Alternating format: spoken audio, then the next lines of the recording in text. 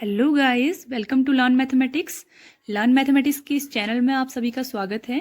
अगर आपने अभी तक चैनल को सब्सक्राइब नहीं किया है तो सब्सक्राइब जरूर करें and press the bell icon so that you can get all the updates at the time. So here we are start. Hello guys, in today's video lecture we will discuss about the deleted syllabus that is done by CBSE in class 12th for the year 2020-21. ठीक है, whatever the exam this year going on, for this 30% reduction of the syllabus is going on there. So we will start from the first chapter so that you will be cleared about the all the exercise and all the questions which are left from your syllabus. Okay, let's see. In the first chapter, relation and functions, two topics which are deleted. First is composite function. ठीक है, composite function में आप कौन से question पढ़ते थे जिसमें भी आप फॉग एंड गॉफ की वैल्यूज निकालते थे? ये सारे composite function के आपके क्वेश्चन होते थे। तो ये सारे क्वेश्चन रिमूव हो चुके हैं and out of these questions your exercise 1.3 that is totally removed from your syllabus. ठीक है, and the second topic that is the inverse function. Inverse function, ठीक है, जो भी आपके क्या होते थे फंक्शंस आपको दिए होते थे उसको आपको क्या करना होता था? इनवर्स फंक्शन निकालना होता था. ठीक है, सो इन दिस एक्सरसाइज, ठीक है, this is the exercise 1.3 which belongs to composite function and inverse function. ठीक है, दोनों के दोनों क्या होते थे? इसी में आते थे. So all the questions from this exercise are deleted. ठीक है, एक्सरसाइज 1.4 अगर हम इसके बारे में बात करें तो exercise 1.4 is your binary operation. ठीक है, जो एक्सरसाइज 1.4 थी वो आपकी बाइनरी ऑपरेशन पर बेस्ड थी एंड बाइनरी ऑपरेशन वाली जो आपकी एक्सरसाइज है this is removed last year. ठीक है, वो लास्ट ईयर ही रिमूव हो गई थी आपकी सिलेबस से. So for this year also this will be removed. ठीक है, वो इस साल के लिए भी आपकी क्या रहेगी? रिमूव्ड ही रहेगी. So your exercise 1.3 and 1.4, these both exercises are removed from your first chapter. That means in now only the equivalence relation. ठीक है, अभी आपके चैप्टर में only the important thing is equivalence relation. That means the combination of all the relation. सिर्फ इसी में से आपका मैक्सिमम मार्क्स का क्वेश्चन पूछा जाएगा बिकॉज जितने भी आपके मैक्सिमम मार्क्स के क्वेश्चन रिलेशन एंड फंक्शन में से पूछे जाते थे वो सारे के सारे आज तक इनवर्स फंक्शन या फिर कंपोजिट फंक्शन को ही रिलेट करते थे and maximum cases this is from inverse function. वो हमेशा इनवर्स फंक्शन से ही क्वेश्चन आता था जो हमेशा बड़ा क्वेश्चन आता था. सो फॉर दिस ईयर ये दोनों आपकी डिलीट हो चुकी हैं. तो दैट मीन्स इक्विवेलेंस रिलेशन से ही आपका कोई बड़ा क्वेश्चन आएगा. So prepare the relation prepare करिए and equivalence relation that is must. Only you are having to exercise 1.1 that is only introduction about the relation and functions and exercise 1.2. So 1.3 this is deleted from your syllabus this year and 1.4 binary operation already deleted last year. Okay, for the next chapter, second chapter, that is your inverse trigonometry function. ठीक है, trigonometry वाला जो भी आपका chapter है for this graph is removed. पहली चीज तो आपके ग्राफ रिमूव्ड हो गए हैं बट ग्राफ आपके पहले से ही आपके सीबीएसई के किसी भी बोर्ड एग्जाम में आज तक नहीं ग्राफ से क्वेश्चन आया है. तो graph is only for understanding. आपका ये सिर्फ अंडरस्टैंडिंग था. सो दैट मीन्स एक्सरसाइज जो 2.1 थी आपकी सिर्फ वो ही आपके सिलेबस में रहेगी. That is your basic introduction about the inverse function. And the second topic that is properties of inverse trigonometry function. That means whatever the big exercise is there जिसमें से most probability थी कि question बहुत ज़्यादा आएंगे वो बड़ी exercise आपकी टोटली रिमूव्ड हो चुकी है. एक्सरसाइज 2.2 इसमें से कोई भी क्वेश्चन आपका एग्जामिनेशन में नहीं आने वाला है. Graph is already removed. That means आपके पास सिर्फ कौन सा है? Principal value. ये जो एक्सरसाइज 2.1 है this is all about principal value. तो प्रिंसिपल वैल्यू वाला जो क्वेश्चन है इसमें आपका ज़्यादा इंपॉर्टेंस रहेगा और अब आपका क्वेश्चन पेपर बिल्कुल डिफरेंट बनने वाला है. ठीक है, बिकॉज लास्ट ईयर तक जो आपके ये इंपॉर्टेंट एक्सरसाइजेज होती थी this is the important exercise, these inverse function are important, very important they are. ठीक है, हमेशा इनमें से एक बिग क्वेश्चन फॉर्म होता था. तो this year this is removed. So that means इसमें से ही कुछ चेंजेस आएंगे आपके. ठीक है, for next matrices this is the non zero matrix whose product is zero matrix. ठीक है, कोई भी दो मैट्रिक्स ऐसी जिनका प्रोडक्ट करने पर एक जीरो मैट्रिक्स आ जाए वो आप ऐसी कुछ मैट्रिक्स आपकी हट चुकी हैं. ठीक है, आफ्टर दैट इसमें कोई पर्टिकुलर क्वेश्चन है नहीं. अगर होगा तो फिर I will tell in exercise क्योंकि ऐसा कोई पर्टिकुलर क्वेश्चन एक्सरसाइज में नहीं दिया हुआ है. Elementary row operation and column operation, this one is removed from your syllabus. That means by this method you use to find the inverse. ठीक है, इनवर्स ऑफ मैट्राइसेस नहीं हटा है. बहुत से बच्चों को कंफ्यूजन हो रहा है कि इनवर्स ऑफ मैट्राइसिस हट गया है लेकिन इनवर्स ऑफ मैट्राइसिस नहीं हटा है. Only by the method of elementary operation हटा है. ठीक है। इनवर्स फंक्शन, जो भी आप इनवर्स निकालते थे मैट्रिक्स का, वो किस मेथड से, elementary row and column operation से आप नहीं निकालेंगे। दैट मीन्स योर एक्सरसाइज 3.4, जो भी आपकी एक्सरसाइज है, this all is removed. Only one exercise is there in matrices, okay, only exercise 3.4 it is. Next chapter determinant की बात करते हैं। Determinant, in this first thing that is removed from your syllabus is properties of determinant. ठीक है, जो भी आपकी determinant की प्रॉपर्टीज थी, सारी की सारी प्रॉपर्टीज आपकी हट गई हैं। प्रॉपर्टीज हट गई हैं, दैट मीन्स प्रॉपर्टीज से रिलेटेड जितने भी एक्सरसाइज थी आपकी, वो टोटल आपकी रिमूव हो चुकी है। That means from exercise 4.2 there is no question which is going to exist. ठीक है, आपकी एक्सरसाइज 4.2 से कोई भी क्वेश्चन एग्जामिनेशन में नहीं आएगा।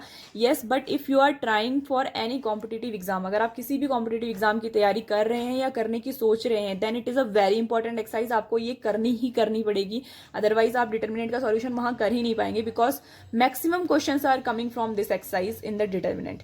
ठीक है, the second topic that is removed from your determinant is consistency and inconsistency. ठीक है, only two topics, consistency and inconsistency, these are deleted. Solution delete नहीं हुआ है आपका। आपके पास जो भी है, जो आपकी इक्वेशंस होती हैं, इक्वेशन का सॉल्यूशन करने के लिए आएगा, बट एक्सरसाइज 4.6 में से कुछ क्वेश्चंस आपके question number 1 to question number 6, ये सारे के सारे क्वेश्चन आपके डिलीट हो चुके हैं। रेस्ट जितने भी क्वेश्चन हैं बचे हुए, वो क्या है, सॉल्यूशन ऑफ द इक्वेशन। ठीक है, तो वो आपके क्या करेंगे, वर्क करेंगे। Only the condition of consistency and inconsistency आपकी क्या हो गई है, रिमूव हो गई है, but it is not so important. ठीक है, लेकिन आपको इनकंसिस्टेंसी और कंसिस्टेंसी की प्रॉपर्टी के बिना आपकी इक्वेशन सॉल्व होने वाली है नहीं, तो आपको ये पढ़ना ही पड़ेगा। Clear? So this is the deletion in fourth chapter. Fifth chapter if we talk about continuity and differentiability, बहुत इंपॉर्टेंट चैप्टर है, इसीलिए इसमें से कोई ज़्यादा डिलीट नहीं किया हुआ है। सिर्फ एक आपकी जो Rolle's theorem and Lagrange's mean value theorem है आपकी last exercise of this chapter, that is your exercise 5.8, that is removed from your syllabus. Only this is removed. ठीक है, सिर्फ यही आपकी रिमूव्ड हुई है। पहले आपका इस कॉन्सेप्ट से 6 मार्क्स का क्वेश्चन आने के चांसेस बहुत ज़्यादा होते थे, but now it is removed. That means आपके लॉगरिथमिक फंक्शन, जो भी आपके लॉगरिथमिक फंक्शन से होता है, या फिर आपके logarithmic function and the inverse functions. ठीक है, जो इनवर्स फंक्शन से आपका वो होता है, डिफरेंशिएशन होता है, वो आपके लिए क्या हो जाएगा, for this year it is important, क्योंकि ये जो इंपॉर्टेंट चैप्टर था, टॉपिक था, ये तो पूरा की तरीके से क्या हो गया, हट गया है आपका। तो exercise 5.8 will not come. Application of derivatives आपका नेक्स्ट चैप्टर है, 6th chapter. In this first topic that is removed is rate of change. ठीक है, रेट ऑफ चेंज आपका पूरा हो चुका है delete. That means exercise 6.1 is totally deleted. इसको आप पूरा क्रॉस कर दीजिए, आपको एक्सरसाइज 6.1 को अटेम्प्ट ही नहीं करना है, but it is very important for the competitive exam point of view. ठीक है, ये जो आपकी एक्सरसाइज है, इसमें कॉम्पिटिटिव एग्जाम में बहुत ज़्यादा क्वेश्चन आते हैं। अप्रॉक्सीमेशन इतना ज़्यादा इंपॉर्टेंट भी नहीं था, अप्रॉक्सीमेशन से आपके ज़्यादा कॉम्पिटिटिव एग्जाम में क्वेश्चन भी नहीं आते हैं। अप्रॉक्सीमेशन की जो भी आपकी पूरी एक्सरसाइज है, exercise 6.4, that is also deleted from your syllabus. ठीक है, all the question of approximation and all the question of rate of change. ठीक है, now see, rate of change से आपका क्वेश्चन आता था हमेशा 6 मार्क्स का, but now it is in maxima and minima. Maxima minima पहले भी आपका इंपॉर्टेंट था and now it is also important. ठीक है, मैक्सिमा मिनिमा वाला जो कॉन्सेप्ट आपका है, दैट इज वेरी इंपॉर्टेंट। तो इसी में से आपका 6 मार्क्स का क्वेश्चन बनने वाला है। ठीक है, तो this is very important concept for you. Now next we are explaining the next chapter, integration. If we talk about the next chapter in the 12th class, that is integrals, 7th chapter. ठीक है, 7th chapter की अगर हम बात करें, तो आपके कुछ पर्टिकुलर टाइप के इंटीग्रल्स आपके हट गए हैं, बाकी आपका कुछ भी इसमें रिमूव नहीं हुआ है। ठीक है, only this type of integral जो आपको मिलेंगे आपकी एक्सरसाइज 7.7 में। ठीक है, एक्सरसाइज 7.7 में आपको ये इंटीग्रल्स मिलेंगे। So exercise 7.7 is removed totally. ठीक है, ये वाले जो आपके इंटीग्रेशन है, this type of integration is introduced in supplementary portion only. आपकी बुक के लास्ट में, जो एनसीईआरटी की बुक होती है, उसके लास्ट के कुछ पेजेस में आपको एक सप्लीमेंट्री मटेरियल दिया होता है। ठीक है, वो सप्लीमेंट्री मटेरियल से भी आपके क्वेश्चन आते हैं। That's why from supplementary material इस सप्लीमेंट्री मटेरियल से आपके ये जो टाइप के क्वेश्चन हैं वो आपके क्या हो चुके हैं, रिमूव्ड हो चुके हैं. सो this is from supplementary material. ठीक है, और ये आपका बिलोंग करता है एक्सरसाइज 7.7 को. तो एक्सरसाइज 7.7 आपकी क्या हो चुकी है, हट चुकी है. And this particular type of question from supplementary ये आपका हट चुका है. ठीक है, next thing is your definite integrals as a limit sum. देखो डेफिनेट इंटीग्रल नहीं हटा है, बिल्कुल भी इस कॉन्सेप्ट को क्लियर कर लो. डेफिनेट इंटीग्रल बहुत ही लंबा आपका कॉन्सेप्ट है. डेफिनेट इंटीग्रल नहीं हटा हुआ है, बट उसमें से एक कॉन्सेप्ट हट गया है, एज अ लिमिट सम. जब भी हम एक डेफिनेट इंटीग्रल को लिमिट सम के उसमें करते हैं, दिस इज नॉट इंपॉर्टेंट, ये पहले से भी ज्यादा इंपॉर्टेंट नहीं था एंड वेरी लेंथी मेथड, जबकि हम इसी सेम क्वेश्चन को बहुत शॉर्ट मेथड से भी सॉल्व कर सकते थे. ठीक है, सो लिमिट सम के वाली जो आपकी एक्सरसाइज है that is your exercise 7.8. So this is removed from your syllabus. Only definite integrals में से आपकी एक्सरसाइज 7.8 क्या हो गई है, रिमूव हो गई है. बाकी rest of the exercises are exactly same. So definite integral आपका एग्जामिनेशन में आएगा, बट एक्सरसाइज 7.8 नहीं आएगा क्योंकि उसमें लिमिट सम के क्वेश्चन दिए हुए हैं. Okay, this is clear. Now application of integrals. ठीक है, एप्लीकेशन ऑफ इंटीग्रल्स में से आपके दो टाइप्स के होते हैं, that is area of a simple curve. ठीक है, पहला आपका होता है area of a simple curve. जब भी हम क्या बात करते हैं, एक सिंपल कर्व के एरिया की बात करते हैं, तब हम इसके बारे में बात करेंगे. ठीक है, and in this chapter the area between two curves वाला जो आपका है, ठीक है, दो ही कॉन्सेप्ट हैं इसमें. पहला सिंपल कर्व का कॉन्सेप्ट है and the second concept is area between two curves. So that means your 8.1 जो आपकी एक्सरसाइज है, only this one is left there. ठीक है, सिर्फ यही एक्सरसाइज आपकी लेफ्ट है और ये वाली क्या हो चुकी है आपकी, remove from your syllabus. So this exercise is remove, totally removed from your syllabus, because इसमें आपके कौन से क्वेश्चन आते हैं, हमेशा दो कर्व. ठीक है, you have given any two curves and you have to find the region, the area of the region bounded between them. ठीक है, उनके बीच में जो भी बाउंडेड आपका एरिया है वो आपको फाइंड करना होता है. Next one is your differential equation. ठीक है, देखो डिफरेंशियल इक्वेशन में formation of D who general solution is given. Okay, that means एक एक्सरसाइज है आपकी 9.3 जिसमें आपको ये दिया हुआ है, आपको जब आप चैप्टर पढ़ोगे तब आपको ज्यादा क्लियर हो जाएगा. डिफरेंशियल इक्वेशन का एक जनरल सॉल्यूशन होता है when you have already given a general solution and you have to find the differential equation. ठीक है, और उसके बेसिस पे आपको डिफरेंशियल इक्वेशन फाइंड करनी होती है. So exercise 9.3 is removed. ठीक है, that is based on this. Now C D जो आपकी है, D is for differential equation. There are various method, important 3 method आपको दिया हुआ है. पहला है आपका वेरिएबल सेपरेशन मेथड, दूसरा है आपका होमोजीनियस मेथड. ठीक है, and the third method that is linear differential equation, LDE बोलते हैं उसको शॉर्ट में. ठीक है, तो इसके क्या है आपके फर्दर दो पार्ट हैं. जो आपका ये एलडीई वाला इक्वेशन है, ये दो पार्ट्स में सॉल्यूशन होता है. एक होता है आपका dx अपॉन dy के फॉर्मेट में and one is on dy upon dx के फॉर्मेट में. सो देखो पर्टिकुलरली ये लिखा है कि solution of dx upon dy वाले क्वेश्चन हट चुके हैं. दैट मीन्स जिसमें आपको क्या मिलेगा, dx upon dy plus px plus q, ये वाले क्वेश्चन तो हट चुके हैं. बट इन द एक्सरसाइज अगर आपका dy अपॉन dx होता है instead of dx upon dy, अगर आपके dx अपॉन dy की जगह पर dy अपॉन dx होता है तब भी वो सेम मेथड से सॉल्व होता है. तो वो वाले क्वेश्चन आपको सॉल्व करने पड़ेंगे बिकॉज वो आपके एग्जामिनेशन में आएंगे. Clearly written solution of dx upon dy only, ये आपका रिमूव हो चुका है. ये आपकी एक्सरसाइज 9.6 में आपको मिलेगा. कुछ क्वेश्चंस हैं इसमें से जो रिमूव हो चुके हैं. I will definitely tell when the exercise is going on. ठीक है, उसके बारे में बात करेंगे. Next is your vectors. Vectors में आपका फ्रॉम एनसीईआरटी एक्सरसाइजेस कोई भी चीज हटी नहीं हुई है. इन्होंने दिया हुआ है that scalar triple product that is removed from your syllabus. ठीक है, और ये जो स्केलर ट्रिपल प्रोडक्ट है ये before some year it is included at a supplementary material in the NCERT portion. ठीक है, एनसीईआरटी की बुक में एक सप्लीमेंट्री मटेरियल इन्होंने दे दिया था स्केलर ट्रिपल प्रोडक्ट के नाम से, जो आपको आपकी एनसीईआरटी की बुक में लास्ट में एक सप्लीमेंट्री मटेरियल नाम से मिलता है. वहां पर आपको मिलेगा वेक्टर्स स्केलर ट्रिपल प्रोडक्ट. ठीक है, तो स्केलर ट्रिपल प्रोडक्ट के बारे में जो भी आपका सप्लीमेंट्री मटेरियल में दिया हुआ है वो आपका क्या हो चुका है, एक्सरसाइज से रिमूव हो चुका है. बाकी आपके एनसीईआरटी की चैप्टर्स में से इसमें से कुछ भी रिमूव नहीं हुआ है. सो गो फॉर दैट, आपको सारे सॉल्व करने हैं. ठीक है, 3D ज्योमेट्री में आपके एंगल्स वाले जितने भी क्वेश्चन है सारे हट चुके हैं. एंगल्स फाइंडिंग के जितने भी क्वेश्चन हैं वो सारे हट चुके हैं.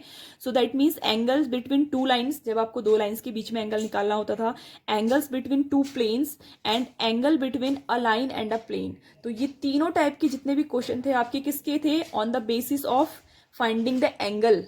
ठीक है, वो आपके क्वेश्चन हट चुके हैं। इसमें आपकी 2 एक्सरसाइजेज आ रही हैं, द एक्सरसाइज 11.2 उसमें कुछ क्वेश्चंस हैं 10 एंड 11 डेफिनेटली ये दोनों रिमूव हो चुके हैं, बट उसमें कुछ और क्वेश्चन भी हैं जो एंगल से रिलेटेड हैं, they can be solve by other method also, तो उनको हमने रिमूव नहीं लिया है रिमूव में।